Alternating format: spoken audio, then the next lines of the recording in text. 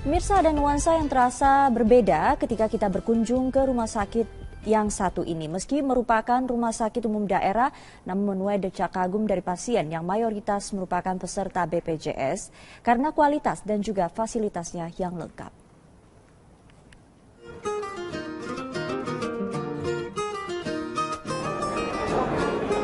Pemirsa, apa yang Anda pikirkan jika mendengar nama Rumah Sakit Umum Daerah?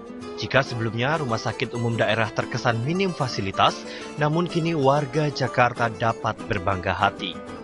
Pasalnya, Jakarta kini memiliki rumah sakit umum daerah dengan fasilitas yang tak kalah dari rumah sakit swasta dengan standar internasional. Inilah Rumah Sakit Umum Daerah Pasar Minggu, Jakarta Selatan. Sebagai rumah sakit kelas B, RSUD Pasar Minggu baru beroperasi kurang dari 1 tahun. Namun, hingga kini, rumah sakit dengan desain modern ini mampu melayani 700 orang perharinya. Bicara soal fasilitas, RSUD ini memiliki 70 tempat tidur khusus. Di antaranya terdiri dari 15 tempat tidur ICU, 7 ruang ICCU, 7 ruang PCU, dan 13 ruang NICU. Serta 10 ruang perina bagi bayi yang lahir dengan masalah. Sejak beroperasi, hampir 90% pasien di rumah sakit ini merupakan peserta BPJS Kesehatan. Tak jarang, rumah sakit ini menjadi rujukan bagi pasien dari rumah sakit swasta yang hendak rawat inap. Ini ada rujukan dari rumah sakit swasta yang ada di Provinsi DKI, karena melihat keterbatasan daripada ruangan yang khusus, misalnya intensive care unit. Kecanggihan sistem di RSUD Pasar Minggu sudah tampak dari sistem pendaftaran yang menggunakan komputer. Usai mendaftar pun, pasien dapat langsung mendapatkan pelayanan meski pasien merupakan peserta BPJS. Sejumlah peserta BPJS mengaku tidak mendapatkan kesulitan saat berobat di rumah sakit ini. Iya, pelayanannya juga bagus di sini karena saya lihat cepat penanganannya. Ya, enggak sih, gampang biasa aja. Ngurusnya juga gampang, ini bang, akses mati. Kita urus dulu ke BPJS sana kan, ke sini enggak gampang. Bicara soal fasilitas kamar rawat inap, RSUD Pasar Minggu memiliki 468 kamar dengan porsi besar bagi ruang kelas 3.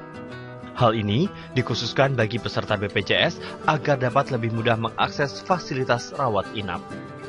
Sesuai dengan instruksi gubernur, rumah sakit ini memang dirancang dengan standar seperti rumah sakit swasta terkemuka. Tak heran, rumah sakit ini kerap menuai decak kagum pasien yang datang. Salah satunya Agus Imuhayar. Dirinya mengaku kagum dengan fasilitas dan pelayanan yang tersedia di rumah sakit Pasar Minggu. Pasalnya, ia tidak menyangka bahwa RSUD ini memiliki fasilitas dan pelayanan yang cukup baik. Agak kaget juga ya, Pak. Artinya saya pikir dulu kan ada rumah sakit tuh di Jalan Raya Ragunan, rumah sakit Pasar Minggu, tapi semacam klinik-klinik aja, tapi ternyata benar ada rumah sakit Pasar Minggu. Gitu. Hingga saat ini RSUD Pasar Minggu terus membenahi diri. Salah satunya akan dilengkapi dengan fasilitas khusus kemoterapi bagi penderita kanker yang hingga saat ini masih terbatas di Indonesia. Dari Jakarta, Raka Susanto, Laras Pratiwi, Metro TV. Pemirsa, bakal calon gubernur DKI Jakarta Anies Baswedan menilai pembersihan sungai di Jakarta diinisiasi Pemprov DKI era Fauzi Bowo. Ahok menanggapi pernyataan Anies Baswedan itu. Untuk informasi selengkapnya, kita akan bergabung dengan Friendly Sagala dan juru kamera Bobby Topping di Balai Kota Jakarta. Ya, Friendly, apa tanggapan Ahok terkait dengan pernyataan Anies Baswedan soal pembersihan sungai di Jakarta? Ya, Eliza Hasan, persaingan di antara ketiga pasangan calon gubernur DKI Jakarta yang akan beradu dan berkontestasi di Pilkada 2017 mendatang memang saat ini sudah mulai memanas, di mana sebelumnya calon gubernur yang diusung oleh Partai Gerindra dan juga Partai Keadilan Sejahtera, Anies Baswedan mengomentari terkait masalah proses normalisasi yang dilakukan oleh Pemprov DKI Jakarta di beberapa titik di Jakarta ini. Dan Anies mengatakan bahwa proses normalisasi yang saat ini mulai terlihat hasilnya seperti yang ada di Sungai Kali Ciliwung, di mana sudah terlihat adanya perubahan, masyarakatnya sudah dipindahkan ke beberapa rusunawa. Ini dikatakan Anies diklaim bukan merupakan dari jeripaya Ahok semata, namun ada turut andil dari pemerintahan Gubernur DKI Jakarta sebelumnya, yaitu Fauzi Bowo. Anies mengatakan bahwa proyek pembersihan sungai yang ada di Jakarta itu direalisasikan melalui program JD atau Jakarta Emergency Dredging Initiative pada tahun 2008 silam dengan dana pinjaman dari Bank Dunia. Tetapi proyek itu tidak dapat dilaksanakan karena terganjal dua aturan pemerintah soal pinjaman. Proyek pembersihan sungai itu baru dapat dimulai pada tahun 2012 di bulan Maret. Usai pemerintah pusat mengeluarkan dua peraturan pemerintah yang baru tentang pinjaman kepada Bank Dunia. Dan dalam hal ini Basuki Cahayapurnama tadi sempat menanggapi komentar dari Anies Baswedan tersebut dan menyatakan bahwa sebenarnya Anies justru tidak mengetahui dan memahami duduk persoalan mengenai sungai, menormalisasi sungai di beberapa titik di Jakarta ini. Ahok mengatakan bahwa Anies harus memperluas ataupun mendapatkan data yang akurat lagi, karena Ahok tadi sempat menjelaskan pula bahwa program JD ataupun rancangan normalisasi sungai di Jakarta ini sebenarnya bukan berasal ataupun dirancang dari kepemimpinan Fauzi Bowo, namun sudah dirancang ketika kepemimpinan dari pemerintahan gubernur sebelumnya, yaitu Sutioso. Dan ia mengatakan tadi bahwa untuk masalah rancangan sendiri, sebenarnya masyarakat DKI Jakarta tidak membutuhkan sekedar teori dan hanya sekedar rancangan. Yang dibutuhkan warga DKI Jakarta adalah tindakan nyata yang dilakukan oleh Pemprov DKI Jakarta, dan seperti yang dilakukan oleh Pemprov DKI Jakarta dengan membentuk PPSU dan juga suku dinas tata air lah, yang merupakan satu bentuk keberhasilan dalam menormalisasi sungai di Jakarta saat ini. Dan berikut adalah cuplikan wawancara kami dengan Gubernur DKI Jakarta Basuki Cahayapurnama.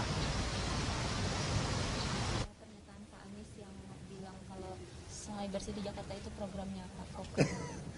Saya kira ya mungkin Pak Anies biasa lah ya, kalau namanya calon gubernur kan dia bukan petahana kan, mungkin dia nggak tahu data.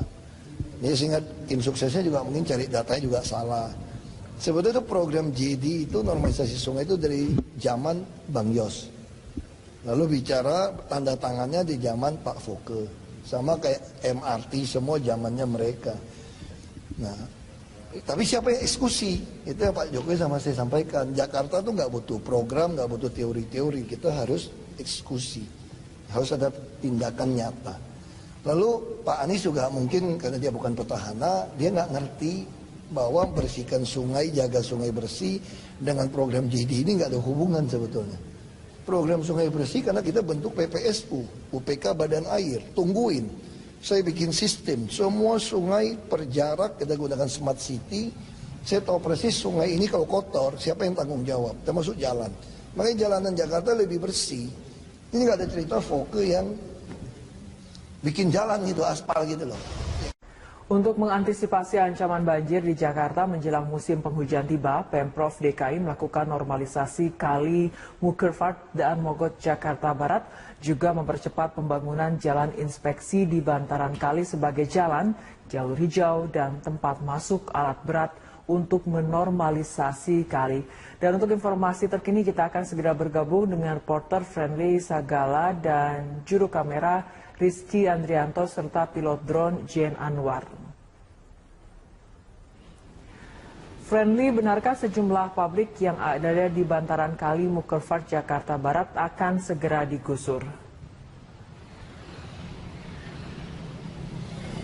Ya Rara, untuk informasi tepatnya kami memang dapat mengkonfirmasi, namun berdasarkan informasi yang kami peroleh dari warga sekitar, memang mereka sudah mendengar dari jauh-jauh hari bahwa akan dilakukan relokasi terhadap pabrik-pabrik yang ada di sekitar sungai ataupun kali Mukerfart dan Mogot Jakarta Barat ini. Rencananya relokasi terhadap pabrik-pabrik tersebut akan dilakukan pada tahun 2020 mendatang. Dan sekedar informasi, ada sejumlah pabrik yang berdiri di sepanjang jalan ataupun di sepanjang sungai Mukerfart dari Tangerang, Kalideres hingga Cengkareng. Seperti ada tadi kami melihat pabrik sirup, pabrik cat dan juga pabrik baterai. Memang beberapa tahun belakangan warga sekitar mengeluhkan adanya aktivitas pabrik yang berdiri di sepanjang kali ini, karena aktivitas tersebut mengakibatkan selain mengakibatkan air yang ada di sungai ini menjadi hitam, warga sekitar dan juga beberapa masyarakat yang ada melintasi daerah ini harus rela menghirup udara yang tidak baik ataupun harus menghirup bau yang tidak sedap yang berasal dari kawasan ini. Dan hal ini memang disebabkan karena diduga kuat disebabkan karena pabrik sengaja membuang limbah mereka ke sungai ini secara terus-menerus. Dan saat ini saya memang berada di kira-kira sekitar 4 meter dari kali Mukervart, dan memang saat ini memang baunya sangat menyengat sekali. Dan kuat dugaan hal ini karena disebabkan adanya permainan dari lurah dan camat. Hal ini sempat dinyatakan oleh Gubernur DKI Jakarta Basuki Cahayapurnama yang mengatakan bahwa ada permainan dari lurah dan camat yang menerima uang untuk untuk mengizinkan para pemilik ataupun para pihak pabrik membuang limbahnya ke kawasan ini. Dan berdasarkan pemantauan kami tadi saat kami menyisiri kawasan ataupun kali Mukervart ini, kami melihat ada di beberapa titik pendangkalan, terjadi pendangkalan di beberapa titik, dan hal ini disebabkan karena dasar sungai sudah dipenuhi oleh endapan lumpur. Kami tadi juga melihat berbagai ekskavator telah disiagakan untuk mengeruk lumpur sehingga kedalamannya tetap terjaga dan mampu menampung debit air ketika nanti mengalami curah hujan yang cukup tinggi. Dan selain itu, Gubernur DKI Jakarta Basuki Cahayapurnama memang sempat mengancam akan memenjarakan setiap pihak yang nantinya kedapatan ataupun tertangkap tangan membuang sampah ataupun membuang limbah beracunnya ke kawasan ini. Rara. Ya, Henry, bagaimana kemudian dengan relokasi pabrik-pabrik tersebut? Ya, berdasarkan informasi yang kami peroleh dari warga, nantinya relokasi ini akan dibuat di kawasan Cikarang, Jakarta, Jawa Barat, karena memang di kawasan tersebut adalah pusat industri dari semua pabrik. Dan kami juga mendapatkan informasi bahwa di saat ini nantinya lokasi yang bekas di lokasi ini nantinya akan diperuntukkan sebagai tempat apartemen, dan saat ini kami sudah melihat adanya proses pembangunan apartemen yang telah dilakukan karena masyarakat di sini sangat mengharapkan agar nantinya proses normalisasi dari kali Mukervart ini dapat berlangsung secara cepat agar mereka kembali dapat menghirup udara yang segar seperti sedia kalanya pada beberapa puluh tahun yang lalu. Tadi kami sempat mendapatkan informasi bahwa air di sini sangat jernih dan dapat dikonsumsi. Hal ini berbeda dengan sekarang yang sangat pekat dan juga sangat hitam. Rara, kembali ke Anda ke studio. Ya, baik, terima kasih atas laporan Anda. Pemirsa, demikian laporan langsung reporter Friendly Sagala dan juru kamera Rizky Andrianto serta pilot drone Jen Anwar dari kawasan Daan Mogot, Jakarta Barat. Pemirsa, KPU DKI menyebut kendala terbesar Pilkada DKI ada pada penetapan daftar pemilih tetap. Jelang pelaksanaan Pilkada serentak yang tinggal 4 bulan lagi, KPU DKI masih terkendala pendataan pemilih di DKI Jakarta. Banyaknya penggusuran dan relokasi warga membuat KPU DKI kesulitan mendata para pemilih tetap. KPU DKI telah berkomunikasi dengan perangkat pemerintahan DKI untuk mengecek dan memastikan domisili warga. Langkah ini juga bertujuan untuk mengantisipasi adanya KTP ganda para pemilih Pilkada DKI. Dengan masih adanya kemungkinan penggusuran oleh Pemda DKI, KPU akan terus meningkatkan pengecekan data pemilih. rencana yang jadi persoalan terkait dengan pendaftaran pemilih. Nah, sekarang ini kami sedang melakukan pendaftaran pemilih. Nah, di daerah-daerah tertentu yang misalnya mengalami penggusuran dan sebagainya, ini memang agak ada persoalan, tetapi KPU akan kerja terus untuk memaksimalkan bahwa semua warga, termasuk mereka yang mengalami penggusuran, itu bisa dijamin hak pilihnya tanggal 15 Februari yang akan datang. Meski belum memasuki masa kampanye, 3 pasangan bakal calon gubernur dan wakil gubernur DKI Jakarta ini sudah mulai mengadu visi dan misi mereka melalui tim sukses. Ya, meski demikian, tim pemenangan ketiga pasangan calon sepakat untuk mengadu ide dan gagasan guna pembangunan kota Jakarta.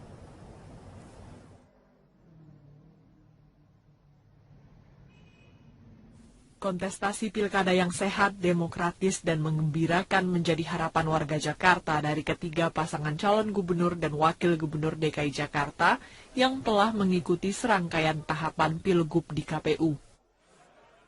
Meski belum resmi kampanye, masing-masing pendukung sudah mengkampanyekan calon mereka. Tim petahana Ahok Jarot mengklaim keberhasilannya mengatasi segala permasalahan di Jakarta sesuai dengan program yang direncanakan sejak tahun 2012 silam. Apa yang dijanjikan 2012, bagaimana kepemimpinan yang bisa mengatasi persoalan banjir, macet, gitu ya. Nah, itu tentu capaian-capaian yang pernah disampaikan 2012 lalu. Capaian-capaian itulah yang akan disampaikan. Tidak mau kalah, menyindir pasangan petahana, tim pasangan calon Agus Silvi justru menawarkan program pembangunan jasmani dan rohani bagi warga Jakarta guna mencapai kehidupan masyarakat yang bermartabat. Ingin memberikan apa yang selama ini diharapkan dari masyarakat. Pembangunan itu perlu. Tapi pembangunan selain pembangunan jasmani juga perlu pembangunan rohani. Jadi pembangunan ketegasan, kemudian keberanian itu perlu, tapi kesantunan dan etika moral itu perlu. Jadi mari kita kembalikan Jakarta untuk rakyat, Jakarta bermartabat. Sementara tim Anies Baswedan Sandiaga Uno menawarkan program yang tidak jauh berbeda dengan pasangan calon Agus Silvi, yakni mengusung kepemimpinan yang manusiawi, siap bekerja, dan memberikan kesejahteraan bagi warga Jakarta. Everything rise and fall on leadership. Jadi kepemimpinan. Anies dan Sandi sudah terbukti memimpin dengan penuh manusiawi, penuh kinerja, dan mampu untuk mendeliver. Yang kedua, kata kuncinya adalah kesejahteraan warga Jakarta. Pengamat politik LIPI Siti Zuhro menilai Pilkada DKI Jakarta 2017 harus menjadi momen pesta demokrasi yang menggembirakan bagi semua warga Jakarta. Oleh karenanya, masyarakat harus benar-benar mengawal janji-janji politik dari masing-masing kontestan agar bisa terwujud saat mereka terpilih nanti. Untuk Pilkada DKI 2017 memang harus mampu menghadirkan seorang pemimpin yang menggembirakan hati masyarakat Jakarta. Kini, pilihan tinggal tergantung dari warga Jakarta. Tipe kepemimpinan seperti apakah yang masih dikehendaki untuk memimpin ibu kota 5 tahun ke depan? Dari Jakarta, Laila Zahra, Ari Nugroho, Metro TV. Mirsa dan nuansa yang terasa berbeda ketika kita berkunjung ke rumah sakit yang satu ini. Meski merupakan rumah sakit umum daerah, namun menuai decak kagum dari pasien yang mayoritas merupakan peserta BPJS karena kualitas dan juga fasilitasnya yang lengkap.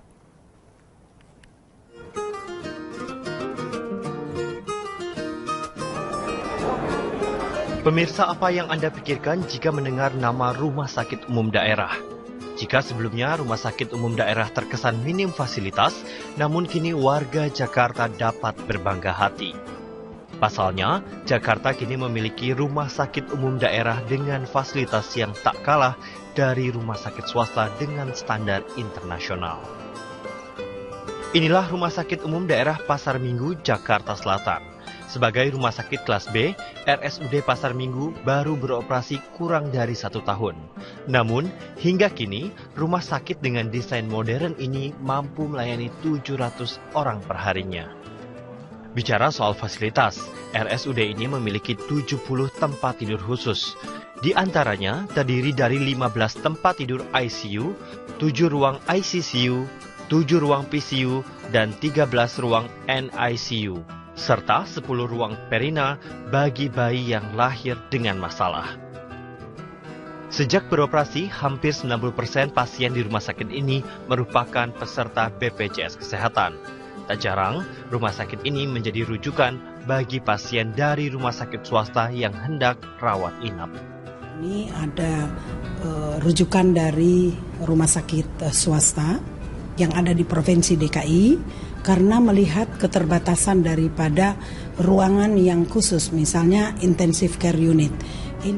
Kecanggihan sistem di RSUD Pasar Minggu sudah tampak dari sistem pendaftaran yang menggunakan komputer. Usai mendaftar pun, pasien dapat langsung mendapatkan pelayanan meski pasien merupakan peserta BPJS. Sejumlah peserta BPJS mengaku tidak mendapatkan kesulitan saat berobat di rumah sakit ini. Iya, pelayanannya juga bagus di sini karena saya lihat cepat penanganannya. Enggak sih, gampang biasa aja.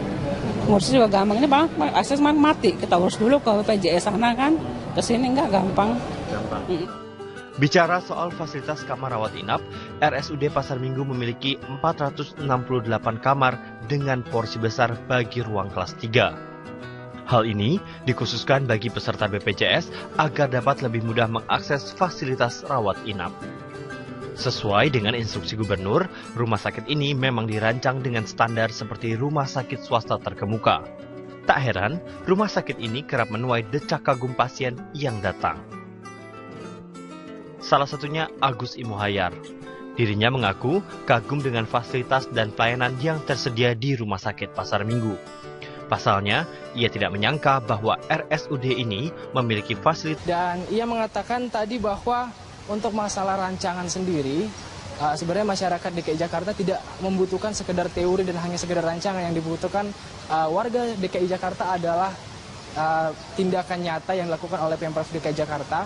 Dan seperti yang dilakukan oleh Pemprov DKI Jakarta dengan membentuk PPSU dan juga suku dinas tata air lah, yang merupakan satu bentuk keberhasilan dalam menormalisasi sungai di Jakarta saat ini.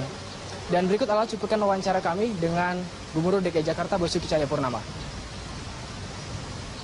Pernyataan Pak Anies yang bilang kalau sungai bersih di Jakarta itu programnya Pak Fokus. Saya kira ya Pak Anies, mungkin Pak Anies biasa lah ya, kalau namanya calon gubernur kan dia bukan petahana, kan mungkin dia nggak tahu data. Dia sehingga tim suksesnya juga mungkin cari datanya juga salah. Sebetulnya itu program JD itu normalisasi sungai itu dari zaman Bang Yos. Lalu bicara tanda tangannya di zaman Pak Foke. Sama kayak MRT semua zamannya mereka. Nah, tapi siapa yang eksekusi? Itu yang Pak Jokowi sama saya sampaikan. Jakarta tuh nggak butuh program, nggak butuh teori-teori. Kita harus eksekusi. Harus ada tindakan nyata. Lalu Pak Anies juga mungkin karena dia bukan petahana, dia nggak ngerti bahwa bersihkan sungai, jaga sungai bersih dengan program JD ini nggak ada hubungan sebetulnya. Program sungai bersih karena kita bentuk PPSU, UPK Badan Air, tungguin. Saya bikin sistem, semua sungai per jarak, kita gunakan smart city. Saya tahu persis sungai ini kalau kotor, siapa yang tanggung jawab, termasuk jalan. Makanya jalanan Jakarta lebih bersih. Ini nggak ada cerita Foke yang bikin jalan gitu, aspal gitu loh. Untuk mengantisipasi ancaman banjir di Jakarta menjelang musim penghujan tiba, Pemprov DKI melakukan normalisasi kali Mukerfart dan Mogot Jakarta Barat, juga mempercepat pembangunan jalan inspeksi di bantaran kali sebagai jalan, jalur hijau, dan tempat masuk alat berat untuk menormalisasi kali. Dan untuk informasi terkini kita akan segera bergabung dengan reporter Friendly Sagala dan juru kamera Rizky Andrianto serta pilot drone Jen Anwar. Friendly, benarkah sejumlah pabrik yang ada di bantaran kali Mukerfart Jakarta Barat akan segera digusur? Ya Rara, untuk informasi tepatnya kami memang dapat mengkonfirmasi, namun berdasarkan informasi yang kami peroleh dari warga sekitar, memang mereka sudah mendengar dari jauh-jauh hari bahwa akan dilakukan relokasi terhadap pabrik-pabrik yang ada di sekitar sungai ataupun kali Mukerfart dan Mogot Jakarta Barat ini. Rencananya relokasi terhadap pabrik-pabrik tersebut akan dilakukan pada tahun 2020 mendatang. Dan sekedar informasi, ada sejumlah pabrik yang berdiri di sepanjang jalan ataupun di sepanjang informasi bahwa di saat ini nantinya lokasi yang bekas di lokasi ini nantinya akan diperuntukkan sebagai tempat apartemen, dan saat ini kami sudah melihat adanya proses pembangunan apartemen yang telah dilakukan karena masyarakat di sini sangat mengharapkan agar nantinya proses normalisasi dari kali Mukerfat ini dapat berlangsung secara cepat agar mereka kembali dapat menghirup udara yang segar seperti sedia kalanya pada beberapa puluh tahun yang lalu. Tadi kami sempat mendapatkan informasi bahwa air di sini sangat jernih dan dapat dikonsumsi. Hal ini berbeda dengan sekarang yang sangat pekat dan juga sangat hitam. Rara, kembali ke Anda ke studio. Ya baik, terima kasih atas laporan Anda. Pemirsa, demikian laporan langsung reporter Friendly Sagala dan juru kamera Rizky Andrianto serta pilot drone Jen Anwar dari kawasan Daan Mogot, Jakarta Barat. Pemirsa, KPU DKI menyebut kendala terbesar Pilkada DKI ada pada penetapan daftar pemilih tetap. Jelang pelaksanaan Pilkada serentak yang tinggal 4 bulan lagi, KPU DKI masih terkendala pendataan pemilih di DKI Jakarta.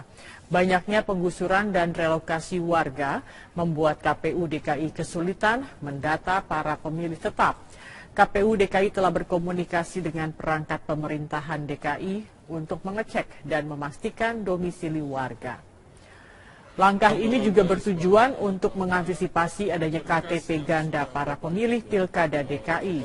Dengan masih adanya kemungkinan penggusuran oleh Pemda DKI, KPU akan terus meningkatkan pengecekan data pemilih. Yang jadi persoalan terkait dengan pendaftaran pemilih. Nah, sekarang ini kami sedang melakukan pendaftaran pemilih. Nah, di daerah-daerah tertentu yang misalnya mengalami penggusuran dan sebagainya, ini memang agak ada persoalan, tetapi KPU akan kerja terus untuk memaksimalkan bahwa semua warga, termasuk mereka yang mengalami penggusuran, itu bisa dijamin hak pilihnya tanggal 15 Februari yang akan datang. Meski belum memasuki masa kampanye, 3 pasangan bakal calon gubernur dan wakil gubernur DKI Jakarta ini sudah mulai mengadu visi dan misi mereka melalui tim sukses. Ya, meski demikian, tim pemenangan ketiga pasangan calon sepakat untuk mengadu ide dan gagasan guna pembangunan kota Jakarta.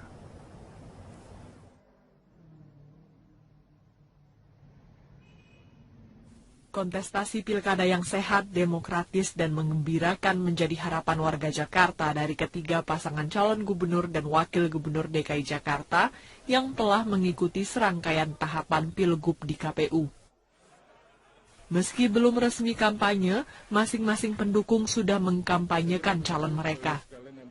Tim petahana Ahok Jarot mengklaim keberhasilannya mengatasi segala permasalahan di Jakarta. Sungai Mukerfat dari Tangerang, Kalideres hingga Cengkareng, seperti ada tadi kami melihat pabrik sirup, pabrik cat, dan juga pabrik baterai. Memang beberapa tahun belakangan warga sekitar mengeluhkan adanya aktivitas pabrik yang berdiri di sepanjang kali ini, karena aktivitas tersebut mengakibatkan selain mengakibatkan air yang ada di sungai ini menjadi hitam, warga sekitar dan juga beberapa masyarakat yang ada melintasi daerah ini harus rela menghirup udara yang tidak baik ataupun harus menghirup bau yang tidak sedap yang berasal dari kawasan ini. Dan hal ini memang disebabkan karena diduga kuat disebabkan karena pabrik sengaja membuang limbah mereka ke sungai ini secara terus-menerus. Dan saat ini saya memang berada di kira-kira sekitar 4 meter dari kali Mukerfat, dan memang saat ini memang baunya sangat menyengat sekali. Dan kuat dugaan hal ini karena disebabkan adanya permainan dari lurah dan camat. Hal ini sempat dinyatakan oleh Gubernur DKI Jakarta Basuki Cahayapurnama yang mengatakan bahwa ada permainan dari lurah dan camat yang menerima uang untuk agar untuk mengizinkan para pemilik ataupun para pihak pabrik membuang limbahnya ke kawasan ini. Dan berdasarkan pemantauan kami tadi, saat kami menyisiri kawasan ataupun kali Mukerfat ini, kami melihat ada di beberapa titik pendangkalan, terjadi pendangkalan di beberapa titik, dan hal ini disebabkan karena dasar sungai sudah dipenuhi oleh endapan lumpur. Kami tadi juga melihat berbagai ekskavator telah disiagakan untuk mengeruk lumpur sehingga kedalamannya tetap terjaga dan mampu menampung debit air ketika nanti mengalami curah hujan yang cukup tinggi. Dan selain itu, Gubernur DKI Jakarta Basuki Cahayapurnama memang sempat mengancam akan memenjarakan setiap pihak yang nantinya kedapatan ataupun tertangkap tangan membuang sampah ataupun membuang limbah beracunnya ke kawasan ini. Rara. Ya, Henry, bagaimana kemudian dengan relokasi pabrik-pabrik tersebut? Ya, berdasarkan informasi yang kami peroleh dari warga, nantinya relokasi ini akan dibuat di kawasan Cikarang, Jakarta, Jawa Barat, karena memang di kawasan tersebut adalah pusat industri dari semua pabrik. Dan kami juga mendapat dan pelayanan yang cukup baik. Agak kaget juga ya, Pak. Artinya saya pikir dulu kan ada rumah sakit tuh di Jalan Ragunan, rumah sakit Pasar Minggu, tapi semacam klinik-klinik aja, tapi ternyata benar ada rumah sakit Pasar Minggu itu. Hingga saat ini RSUD Pasar Minggu terus membenahi diri. Salah satunya akan dilengkapi dengan fasilitas khusus kemoterapi bagi penderita kanker yang hingga saat ini masih terbatas di Indonesia. Dari Jakarta, Rahka Susanto, Laras Pratiwi, Metro TV. Pemirsa, bakal calon gubernur DKI Jakarta Anies Baswedan menilai pembersihan sungai di Jakarta diinisiasi Pemprov DKI era Fauzi Bowo.